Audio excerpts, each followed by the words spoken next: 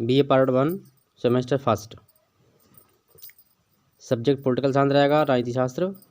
इसमें पेपर हमारा है Indian national movement and constitution of India, यानी भारत का संविधान और राष्ट्रीय हमारे आंदोलन जो भी हुए थे उसको कवर करेंगे इसी के अंदर। तो ये यूनिट सेकंड है, सिलेबस के अकॉर्डिंग है, सिलेबस 2022-23 के अनुसार। और ये हमारा है कोर्स कोड। इकाई सेकंड में पहला टॉपिक है, ये कह सकते हैं कि पहला क्वेश्चन है, फर्स्ट पार्ट भी कह सकते हैं। तो इकाई जो सेकंड है वो ये है, भारतीय राष्ट्रीय आंदोलन का जन्म कैसे हुआ, उसका विकास क्या कैसे हुआ, और राजनीतिक प्रवृत्तियाँ क्या क्या हुई। तो इन 3 टॉपिक हैं इसमें। आज क्वेश्चन इसमें है 19वीं शताब्दी में भारतीय राष्ट्रीय आंदोलन के उदय के कारणों की चर्चा कीजिए। यानी कि 19वीं शताब्दी में भारतीय राष्ट्रीय आंदोलन के कारण, यानी ये आंदोलन क्यों हुए, उसके क्या कारण थे। अगला क्वेश्चन अथवा में आ सकता है, भारत में राष्ट्रवाद का जन्म और विकास की व्याख्या कीजिए, यानी जन्म और विकास कैसे हुआ। नेक्स्ट क्वेश्चन इसी में आ जाएगा। इस तरीके से आपको कोटेशन में मिल जाएगा, और कोटेशन में दिया होगा कि भारतीय राष्ट्रीय आंदोलन का जन्म परिस्थितियों का परिणाम था। ठीक है, यानी कोई भी आंदोलन हुआ वो जैसी भी परिस्थितियाँ होंगी उसी के अनुसार आंदोलन होता है। जैसे एग्जाम्पल ले लो कि किसानों का आंदोलन चला था, तो किसानों का आंदोलन क्यों हुआ, क्योंकि परिस्थितियाँ विषम बन गई तो आंदोलन किसानों को करना पड़ा। तो इस तरीके से आंदोलन होते हैं। व्यक्तियों द्वारा उसका निर्मित होना, इस कथन की व्याख्या कीजिए कि वो परिस्थितियाँ थीं और व्यक्तियों द्वारा निर्मित हुआ था, तो इसकी व्याख्या कीजिए। आइए अब शुरू करते हैं हम अपना क्वेश्चन का आंसर। तो आंसर लंबा है, इसका डिटेल में है, लॉन्ग में है। आपको ऑब्जेक्टिव भी मिलेंगे, शॉर्ट भी मिलेंगे, क्योंकि फर्स्ट सेमेस्टर आपका रिटन होगा। तो कांग्रेस की स्थापना का कोई आकस्मिक घटना नहीं थी, ना ही इसके जन्म का कोई विशेष कारण था। ठीक है, राष्ट्रीय कांग्रेस की स्थापना के लिए ये सब कारण उत्तरदायी थे जिनके द्वारा राष्ट्रीय मतलब हमारा जो है राष्ट्रीय चेतना का उदय हुआ। यानी राष्ट्रीय चेतना जिन कारणों से उदय हुआ था इसका, तो ये सारे ही कारण इसके उत्तरदायी हैं। यदि कांग्रेस ना बनी होती तो कोई ऐसी संस्था कांग्रेस का स्थान ले लेती, क्योंकि इसके लिए अनेक कारण उत्पन्न हो चुके थे। कि कांग्रेस की स्थापना नहीं होती तो कोई और संस्था स्थापित हो जाती, पर वो होती जरूर। ठीक है, पॉइंट हमारा भारत में राष्ट्रवाद के उदय के कारण। ऐसे क्वेश्चन पूछ सकता है, ऐसे भी आ सकते हैं, भारत में राष्ट्रीय आंदोलन के उदय के कारण बताइए, अथवा यहाँ दे दिया अथवा यहाँ दे दिया। फिर पूछ लेगा कांग्रेस के जन्म यानी स्थापना के लिए उत्तरदायी कारण कौन कौन से थे, तो इस तरीके से पूछ लेगा। तो यहाँ पर देखिए, शुरू करते हैं। भारत में राष्ट्रवाद अथवा कांग्रेस की स्थापना या फिर कांग्रेस के जन्म के निम्नलिखित कारण उत्तरदायी थे। पॉइंट फर्स्ट है हमारा, फर्स्ट पॉइंट क्या है हमारा, सामाजिक धार्मिक आंदोलन। सबसे पहले सामाजिक धार्मिक आंदोलन हुए, इनके अंतर्गत कुछ संस्थाओं की स्थापना भी हुई। तो 18वीं और 19वीं शताब्दी में भारत में बहुत से अनेक प्रकार के सामाजिक एवं धार्मिक आंदोलन हुए। इन आंदोलनों का जनता पर, भारतीय जनता पर बहुत अधिक प्रभाव पड़ा।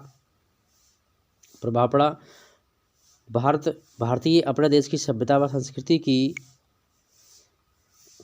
तुलना पाश्चात्य सभ्यता संस्कृति की तुलना में श्रेष्ठ समझते थे। ठीक है, अगला है हमारा प्रमुख आंदोलन।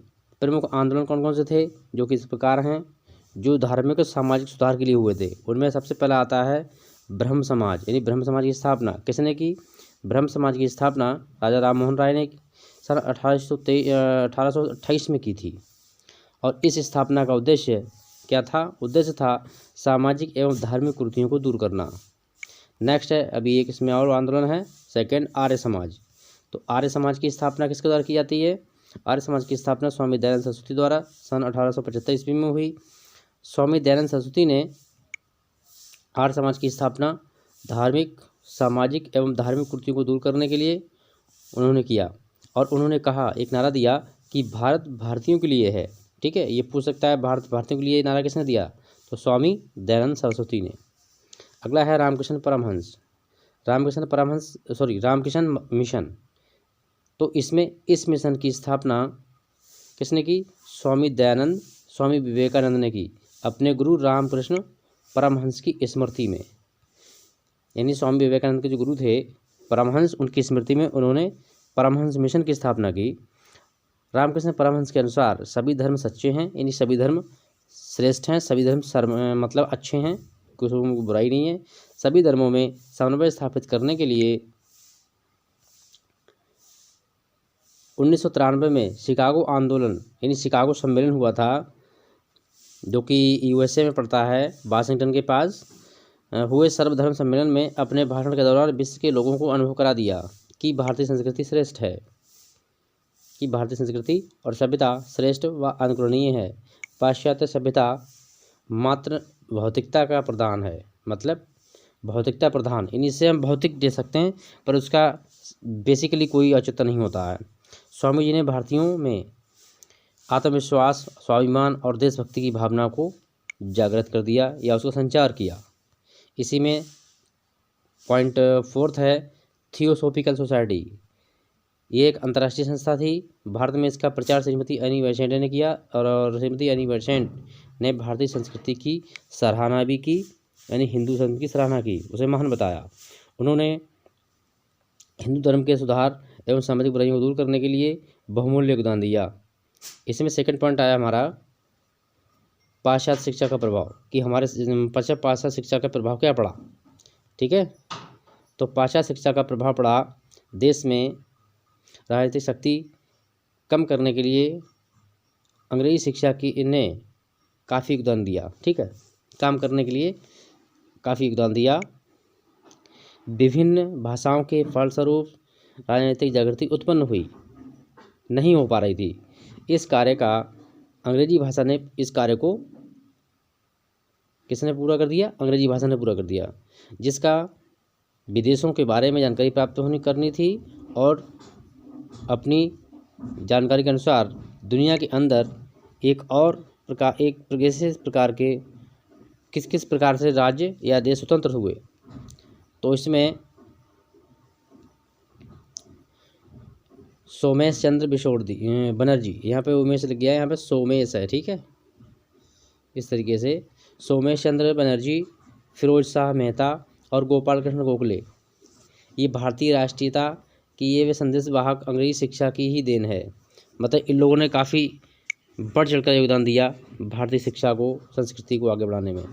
भारत में अंग्रेजी शिक्षा अपने हित में लागू की थी। अंग्रेजों ने अंग्रेजी शिक्षा अपने हित के लिए लागू की थी, ताकि उन्हें सस्ते पढ़े लिखे बाबू मिल सकें और साथ ही अंग्रेजी सभ्यता का विकास भी हो। लेकिन इसका फ़ायदा अंग्रेजियों को भी हुआ, मतलब हिंदुस्तानियों को भी हुआ। साथ ही अंग्रेजी शिक्षा भारतीयों के लिए भी काफ़ी वरदान सिद्ध हुई। नेक्स्ट पॉइंट है हमारा लॉर्ड लिटन की साम्राज्यवादी नीति। लॉर्ड लिटन साम्राज्यवादी नीति क्या थी इनकी? सुरेंद्र नाथ बनर्जी ने लिखा है कि सांस्कृतिक प्रगति के विकास के बारे में शासक प्रायः अनजाने में क्या करता है, जनता के लिए वरदान बन जाते हैं। ठीक है, जनता के लिए वरदान बन जाते हैं। लिटन का शासन कब तक चला? 1876 से लेकर और 1880 तक चला। शासन किया किसने? वायसराय लिटन ने या लॉर्ड लिटन ने। भारत का गवर्नर जनरल रहा ये, जो कि राष्ट्रीय चेतना के लिए उत्तरदायी था। लिटन का समस्त शासनकाल दमनकारी, भारत विरोधी रहा। ठीक है, यहाँ दमनकारी है। ठीक है, दमनकारी था, विरोधी रहा। और इसके इलेक्शन के निम्नलिखित कारणों से भारतीयों में राष्ट्रीय चेतना का विकास किया गया, जो कि इस प्रकार हैं। देखिए क्या क्या विकास हुआ। सबसे पहले महारानी विक्टोरिया को केसर हिंद, भारत की महारानी घोषित करने के लिए लिटन ने दिल्ली में पैसे को पानी तरह बहाया, जबकि 1877 ईस्वी में जो हमारा दक्षिण भारत का हिस्सा है उसमें भयंकर अकाल पड़ रहा था। तो इसको देख के भी लोगों में राष्ट्रीय चेतना का विकास हुआ। सेकंड पॉइंट है 1878 ईस्वी में लिटन ने वर्नाक्युलर प्रेस एक्ट पारित करके भारतीय समाचार पत्रों पर कठोर नियंत्रण करना किया या नियंत्रण लगा दिया, जिसके अनुसार लोगों में राष्ट्रीयता का भावना का संचार हुआ, क्योंकि उन पर प्रतिबंध लगा दिया इसने। फिर है लिटन शस्त्र अधिनियम पारित। लिटन ने अपना शस्त्र अधिनियम पारित करके भारतीय को निहत्था कर दिया, क्योंकि इसका अर्थ ये था कि अगर कोई भी भारतीय हथियार रखता है तो उसके लिए उसका लाइसेंस बनवाना अति आवश्यक हो गया था। नेक्स्ट पॉइंट है लिटन ब्रिटेन भारतीय उद्योगों को चौपट या यानी कि नष्ट करने के लिए उसने ब्रिटेन के हित में जो विदेशी कपड़ों पर कर लगता था वो कर को हटा दिया, और जिससे भारत में उसने काफ़ी सस्ते कपड़े बेचे। फिर है नौकरियों में भेदभाव। नौकरी में भेदभाव कैसे? भारतीयों को उच्च पदों से अलग रखने के लिए उसने इंडियन सिविल सर्विस यानी ICS की परीक्षा केवल इंग्लैंड में ही होती कराई। यानी जो अभी हम लोग UPSC के अंतर्गत ICSE देते हैं, जिससे लोग IPS IAS वगैरह निकलते हैं, IRS निकलते हैं, तो उसने क्या किया, ये परीक्षा को केवल इंग्लैंड में ही लागू करवाया। फिर भी जिसमें 21 वर्ष की आयु के लोग बैठ सकते थे, 1877 में इस आयु घटाकर 19 वर्ष कर दी गई, लेकिन जिससे भारतीय इस परीक्षा में शामिल ना हो सकें, ठीक है, या भारतीय ICS ना बन सकें। सुरेंद्रनाथ बनर्जी, अरविंद घोष ने ICS की परीक्षा उत्तीर्ण की उस समय में भी, लेकिन फिर भी उन्हें कोई पद नहीं दिया गया। इसके कारण भी भारतीयों में राष्ट्रीय चेतना का विकास हुआ। नेक्स्ट पॉइंट हमारा 5, जातीय भेदभाव। जातीय भेदभाव क्या था? अंग्रेजों की जातीय भेदभाव की नीति ने भी भारतीयों के हृदय में ब्रिटिश शासन के विरुद्ध घृणा भर दी, या घृणा की भावना उत्पन्न कर दी। अंग्रेज लोग भारतीयों के बारे में 3 बातें सोचते थे। वो 3 बातें क्या थीं? पहला पॉइंट ये है कि एक यूरोपीय का जीवन कई भारतीयों के बराबर है, यानी कई भारतीयों का जीवन एक यूरोपीय बराबर है। भारतीयों पर केवल भ्रम और आतंक से ही शासन किया जा सकता है। नंबर 2 और थर्ड पॉइंट था कि अंग्रेज भारत में लोकहित के लिए नहीं आए थे, बल्कि निजी लाभ के लिए आए हैं। बढ़ते हैं नेक्स्ट 6 पॉइंट की तरफ। पॉइंट नंबर 6 है हमारा, वो यह भारत का आर्थिक शोषण। यानी अंग्रेजों ने भारत का आर्थिक शोषण खूब किया, जितना हो सकता था हर तरीके से शोषण किया उसका। स्वतंत्र व्यापार नीति की अंग्रेजों ने अपने हित के लिए लागू की, जिससे भारत में अधिक से अधिक धन इंग्लैंड पहुंचाया जा सके। इसके बाद ये कारण भी अधिक दरिद्रता फैल गई हमारे देश में और राष्ट्रीय असंतोष पैदा हो गया।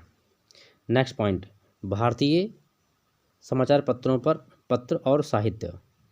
भारतीय भाषाओं और भारतीय विचारधारा वाले पत्रकारों या पत्रों हो गया पत्रकारों यानी पत्रों ने भी राष्ट्रीय आंदोलन में प्रोत्साहित किया। शासन की त्रुटियां और दमनकारी नीतियों का भांडाफोड़ दिया। इन समाचार पत्रों में जो समाचार पत्रों ने भूमिका निभाई थी वो ये हैं। सबसे पहले अमृत बाजार पत्रिका, केसरी मराठा, हिंदू, ट्रिब्यून, ये प्रमुख पत्र थे उस समय। बंकिम चंद्र चटर्जी ने रचना की थी किसकी? वंदे मातरम की, ठीक है। तो वंदे मातरम रचना के द्वारा भी भारतीयों में एक नए प्रकार से जीवन का संचार हुआ, उनके अंदर आंदोलन के प्रति प्रवृत्ति जागी। नेक्स्ट पॉइंट है विश्व क्रांतिकारी आंदोलन। इन जो आंदोलन हुआ था वो विश्व क्रांतिकारी आंदोलन हुआ था। साथ ही विस्तार, गांधीगिरी आंदोलन के द्वारा भी भारतीय, ठीक है, विश्व क्रांतिकारी है यहाँ पर, ठीक है, यहाँ पर ये कटा हुआ है, यही लिखा हुआ है। विश्व क्रांतिकारी आंदोलन के द्वारा भी भारतीय और राष्ट्रीय दोनों से प्रेरणा मिली। फ्रांस के क्रांतिकारियों ने विश्व को स्वतंत्रता, समानता और भ्रातृत्व का संदेश दिया, फ्रांस ने, ठीक है। नेक्स्ट है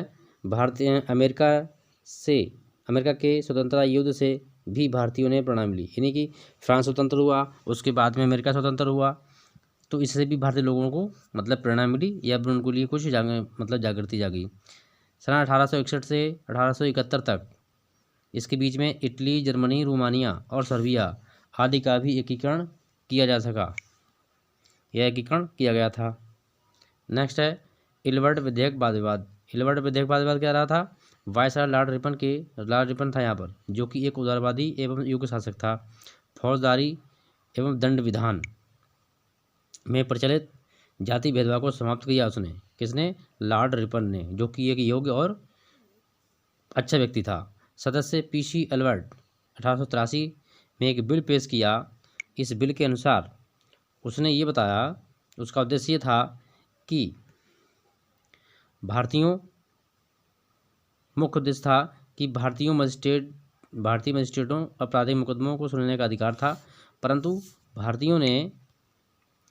भारत में रहने वाले अंग्रेज ने इससे अपना अपमान समझा और उनके बीच तीव्र जो है विरोध के कारण ये बिल पास ना हो सका। ठीक है, और इससे भारतीयों की आंखें खुल गईं। हेनरी कॉटन ने लिखा है, क्या लिखा है हेनरी कॉटन ने, आइए देखते हैं। इस बिल के विरोध में किए गए यूरोपीय आंदोलन ने भारत की राष्ट्रीय विचारधारा की जितनी एकता प्रदान की, इतनी तो ये बिल पारित होने के बाद भी इसको एकता की शक्ति नहीं प्राप्त हो पाती। नेक्स्ट पॉइंट है दूरसंचार व आवागमन के साधन। अंग्रेजों के द्वारा किए गए अपने लिए यातायात के साधन रेल, सड़क, डाक आदि के विकास अपने लिए किए गए थे, परंतु इसका लाभ भारतीयों को भी मिला। ठीक है, भारतीयों को भी मिला। नेक्स्ट पॉइंट हमारा है ऐतिहासिक अनुसंधान। यूरोप के अनेक विद्वानों ने लिखा, क्या लिखा, सर चार्ल्स विल्किंसन ने लिखा है। ये इन्होंने भी हमारे देश के संस्कृति व्यवस्था मतलब व्याख्या की, उन्होंने महत्व बताया। सर विलियम जॉन्स ने भी, मैक्स मुलर ने भी, विल्सन, मोनियर, विलियम्स और कीथ, ये जो विदेशी वैज्ञानिक थे, ये विद्वान थे, इन्होंने हमारी संस्कृति और हमारी भाषा संस्कृत का अध्ययन किया और भारतीय संस्कृति एवं सभ्यता का गुणगान किया। इस अनुसंधान से भी भारतीयों में स्वामित्व की भावना जागृत हुई। नेक्स्ट है राजनीतिक एकता। ग्रिफिथ्स के अनुसार ब्रिटिश शासन के अंतर्गत भारतीय पर एक कुशल एवं शक्तिशाली साधन का प्रभाव पड़ा, जिसके कारण फलस्वरूप भी उसके विभिन्न क्षेत्रों में एकरूपता की शक्ति उत्पन्न हुई और जाति भाषा व सामान्य परिस्थितियों या विशेषताएं यद्यपि पृथक्करण जारी रहा, यानी अलग अलग होना जारी रहा। इसके शासन के अधीन क्या किया, राजनीतिक संघ ने भारतीयों को क्या किया, एकता के सूत्र में बांधने का काम किया। ठीक है, नेक्स्ट अब बात करते हैं भारतीय राष्ट्रीय कांग्रेस की स्थापना के बारे में थोड़ा जान लेते हैं। डिटेल में इसको हम नेक्स्ट पार्ट में पढ़ेंगे। तो इसमें अतः स्पष्ट हो चुका था कि ब्रिटिश सरकार की नीतियों तथा विभिन्न सामाजिक धार्मिक आंदोलनों के परिणाम स्वरूप अखिल भारतीय स्तर पर एक राष्ट्रीय संगठन की आवश्यकता थी। ठीक है, राष्ट्रीय स्तर पर इसकी आवश्यकता थी, जिसका अनुभव किया जाने लगा। सर्वप्रथम संगठन का विचार एक अवकाश प्राप्त अधिकारी A.O. ह्यूम, ये भी बहुत अच्छे अधिकारी थे जिन्होंने भारत के लिए काफ़ी कुछ किया, मस्तिष्क में उत्पन्न हुआ। उन्होंने 1 मार्च 1883 को कोलकाता विश्वविद्यालय के स्नातकों के नाम एक पत्र लिखा। स्नातक जो मतलब अभी हम लोग BA BSc करते हैं, इसके बाद MA MSc करते हैं, तो MA जो होता है वो इसका उत्तर होता है, और जो BSc इंटर के बाद किया जाने वाला कोर्स था उस समय, वो स्नातक कहलाता है। ठीक है, के नाम एक पत्र लिखा। तत्कालीन वायसराय लॉर्ड डफरिन, उस समय डफरिन थे, एक ही इच्छा इन्होंने मतलब प्रकट की A.O. ह्यूम ने, और वो थी कि भारतीय बुद्धिजीवियों की एक ऐसी संस्था स्थापित की जाए जो इंग्लैंड की भांति सरकार विरोधी सरकार विरोधी यानी विरोधी दल का कार्य करे। वे चाहते थे कि भारत की इसे राजनीतिक रूप से प्रतिवर्ष सम्मेलन करके सरकार के शासन की त्रुटियों एवं उनकी जानकारी दी जा सके और उनमें सुधार के लिए सुझाव भी दें। ये भारतीयों को अधिकार मिलना चाहिए A.O. ह्यूम के अनुसार। नेक्स्ट है, तो A.O. ह्यूम के प्रयासों के द्वारा दिसंबर 1885 में अखिल भारतीय राष्ट्रीय कांग्रेस की स्थापना हुई, जिसका प्रथम अधिवेशन 28 दिसंबर 1885 में हुआ। 1885 में कहाँ हुआ था, गोकुल दास तेजपाल संस्कृत कॉलेज मुंबई में हुआ था। और इस सम्मेलन की अध्यक्षता एक भारतीय जो थे उन्होंने की, वकील भी थे, वो उमेश चंद्र बनर्जी ने की अध्यक्षता। पहला अध्यक्षता की वो उमेश चंद्र बनर्जी ने की। तो इस सम्मेलन में भारतीयों के अतिरिक्त अंग्रेज अधिकारी भी उपस्थित हुए, उन्होंने भाग लिया। तो इस प्रकार वीडियो कंप्लीट होता है। मिलते हैं नेक्स्ट वीडियो में। Thank you.